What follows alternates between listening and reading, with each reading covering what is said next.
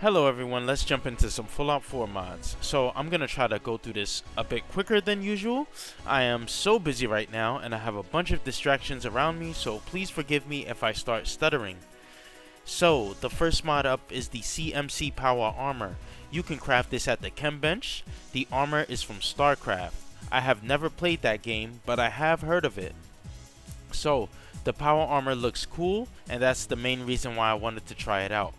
So this originally needed the Armorsmith mod, which I am not a fan of, but the author made a patch, so you can craft it at the Chem Bench instead, so thank you for that. The armor can be painted in a few colors. There's red, blue, white, black, and brown. I definitely went with the black because that one looks the best. So there's some nice decals that you can add onto the arms and the torso as well, but none of them are faction related, sadly. So you can add some decals on the glass visor as well, which is cool. So I chose to go with the skull. I was not able to add a jetpack, which isn't a problem in my opinion. I'm perfectly fine with that. So there have been bug reports of the helmet not having any health. I did not notice this when I was playing, but I will admit that I didn't even check it out. But it's been reported, multiple times. So keep an eye out for that. And also, I noticed that when I take the visor off of the helmet, my character is bald underneath. So, they have like parts of their hair missing on their head, and it just looks a little weird. So, I think the mod is great overall. It has some small solid textures, and it's a pretty well detailed model, and the mod itself is very small in size. So thank you to DSR for making this cool mod. Next is the XA Assisted Power Armors by Day Jones. This is going to add a large amount of armors to the locker that you can find in the guard tower that's right outside of Vault 111. So I grabbed all of them and placed them on some mannequins.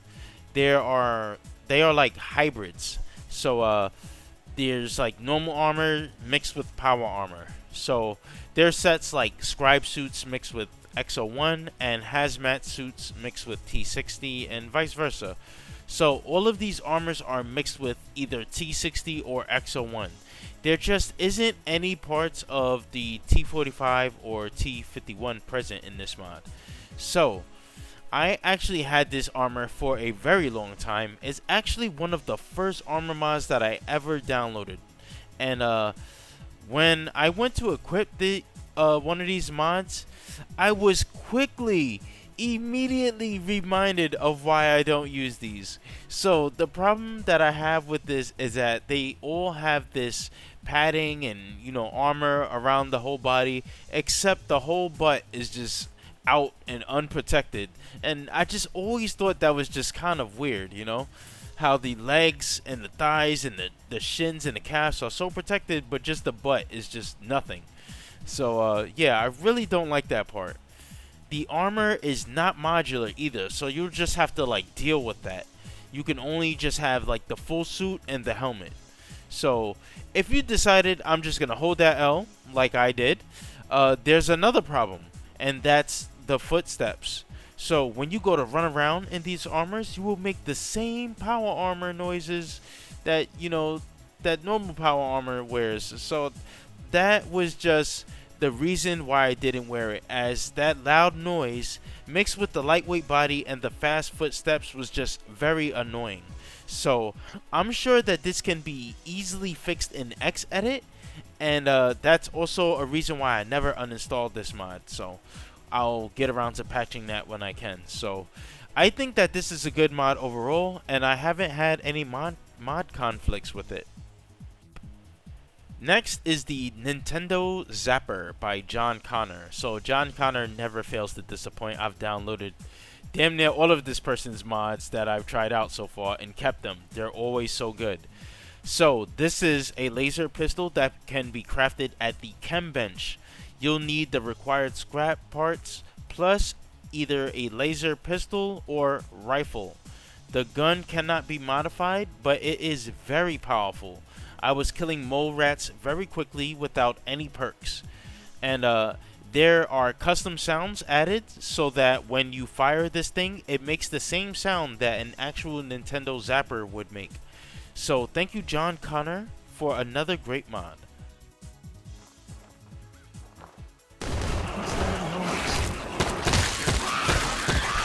Looks like good karma's paying off.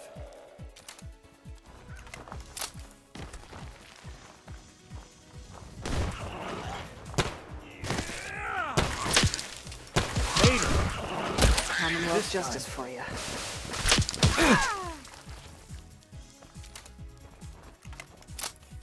Huh? Thought I saw something. Let's do this!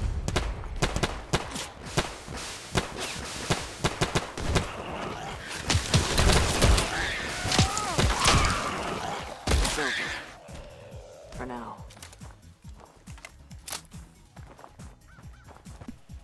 Next, we have the DC Legends of Deathstroke Legendary Armor mod. This is made by Athena X, and you can craft this at the Chem Lab. So, it is a modular armor with an undersuit added as well. The mod looks great. I love it. I am a fan of Batman, so I'm pretty familiar with Slade. And the detail in this thing is great. I especially love the boots.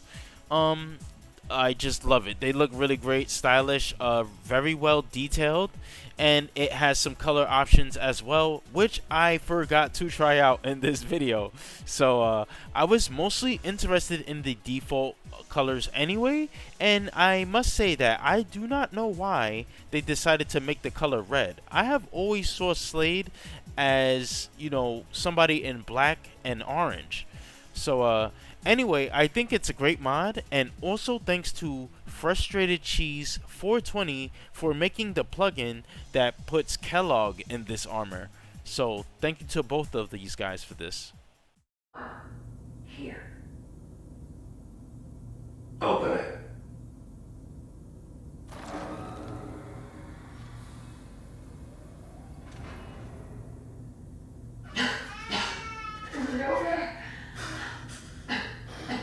Are we okay? Almost. Everything's going to be fine. Yeah, get out of here. Let's go. At least we still have the backup. Cryogenic sequence reinitialized.